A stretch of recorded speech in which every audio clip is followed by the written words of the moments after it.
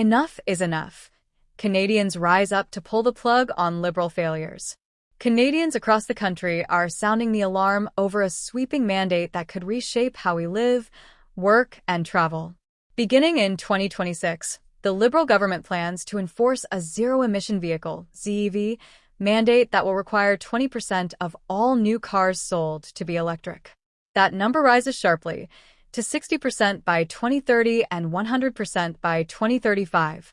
The plan effectively bans the sale of new gas-powered vehicles within a decade. While it's being sold as progress toward a greener future, many Canadians are warning that this agenda imposes severe costs, limits consumer choice, and ignores the geographic and economic realities of life in Canada. Under the mandate, automakers who don't meet ZEV sales targets must purchase credits, potentially costing up to tens of thousands of dollars per gas vehicle sold.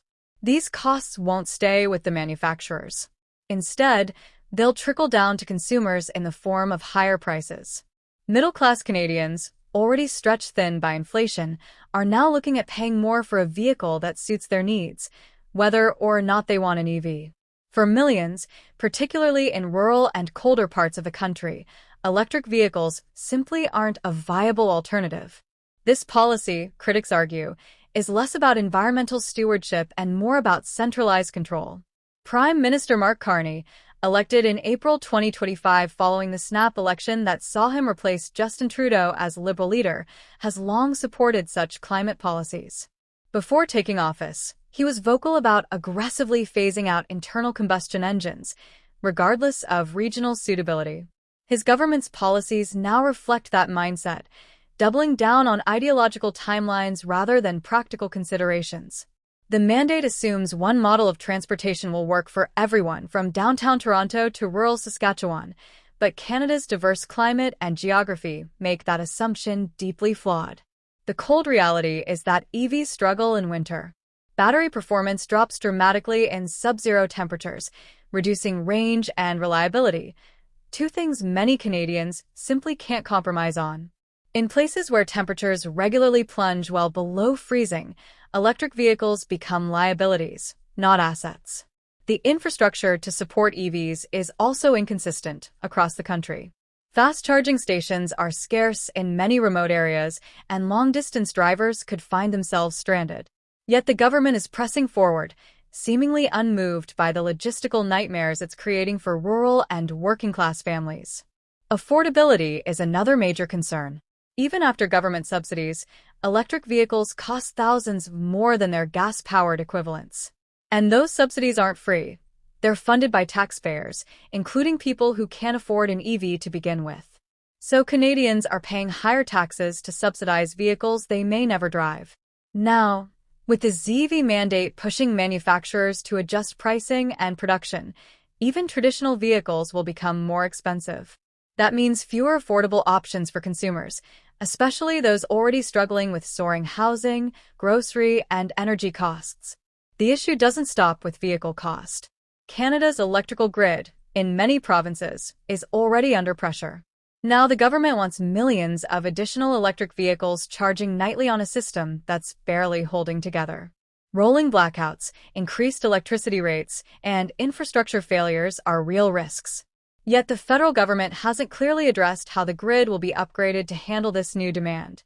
No detailed funding plan has been released, and no transparency exists about who will foot the bill: provinces, municipalities, or everyday ratepayers. And let's not forget the contradictions.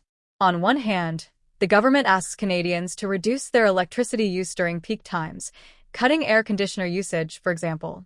On the other hand, it's demanding that everyone transition to electric vehicles that rely on that very grid. The left hand doesn't know what the right hand is doing. This isn't environmental leadership, it's regulatory chaos dressed in green branding. For many, it feels like the government is forcing change for the sake of ideology rather than implementing policies that reflect economic, technological, or environmental readiness. The people most affected by this top-down directive are the ones the federal Liberals often ignore: small business owners, farmers, seniors, single parents, and blue-collar workers. These are the Canadians who need reliable, affordable transportation to sustain their livelihoods and families. A carpenter in rural Alberta doesn't want to hear about battery range anxiety when he's driving to job sites. A mom in New Brunswick doesn't want to spend thousands more for a vehicle that might not make it through a harsh winter. These are the real stories behind the numbers, and they're being left out of the conversation in Ottawa. This growing frustration isn't partisan whining, it's genuine grassroots resistance. Canadians aren't against cleaner technology. Many support innovation and sustainability, but not at the cost of personal freedom, financial stability, and practicality. It's not that people don't want progress. They just don't want their government making rigid, one-size-fits-all decisions that penalize them for simply trying to live their lives. True environmental policy balances aspiration with feasibility. The current ZEV mandate fails that test miserably. Conservative leader Pierre Poilievre and his caucus have taken a clear stand against the mandate. They've vowed to repeal it entirely if elected, arguing that a free market, not bureaucratic dictates, should drive technological progress. They propose scrapping the industrial carbon tax and canceling fuel standards that increase costs for drivers. Their message is clear: trust Canadians to make informed decisions, rather than forcing compliance through regulation and punishment. Give people the freedom to choose the best vehicle for their needs. In their view, choice is not the enemy of progress, it's the foundation of it. When businesses compete and consumers decide, innovation flourishes. Better cars, cleaner engines, and new technologies emerge when market incentives align with consumer demand. But when government eliminates that choice and imposes a single solution, it distorts markets, stifles innovation, and punishes people who can't afford to play along. That's what Canadians are pushing back against. They're saying, let innovation rise, but let it be led by freedom, not force. This is bigger than electric cars. It's about the role of government in our everyday lives. It's about who gets to decide what kind of vehicle you drive, what kind of energy you use, and ultimately, what kind of life you lead. Canadians are waking up to the creeping reach of centralized policymaking that strips away autonomy under the banner of climate change. The message is growing louder. Enough is enough. We can have clean air and common sense. We can protect the planet without punishing people. It's time to pull the plug on bad policy, on rising costs, and on ideological mandates that just don't work.